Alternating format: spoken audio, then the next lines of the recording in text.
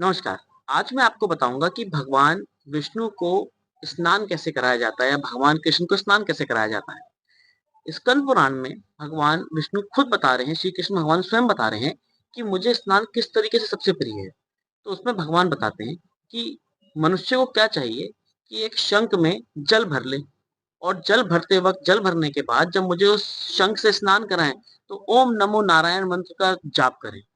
उससे मुझे बहुत प्रसन्नता होती है और मनुष्य अपने कोटि-कोटि अनंत पुण्य एकत्रित कर लेता है। इतना ही नहीं और बता रहे हैं, कह रहे हैं कि इसके अलावा मनुष्य क्या कर सकता है कि शंख में जल लिया और एक बूंद किसी तीर्थ के जल की डाल दी। उससे स्नान कराने पे मुझे अपार प्रसन्नता प्राप्त होती है और मैं कई जन्मांतर के उसके पापों को क्षीण कर देता हूँ।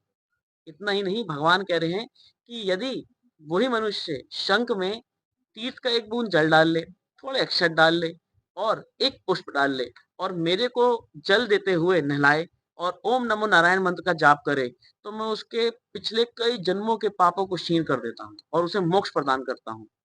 इतना ही नहीं और भी आगे बता रहे हैं, कह रहे हैं यदि मनुष्य शंख में जल ले और मेरे सर के ऊपर से चा एक बार घुमाए और घुमाने के बाद वो उस जल का छिड़काव अपने पूरे घर में कर दे, तो कभी उसके घर में कोई अशुभता नहीं आती।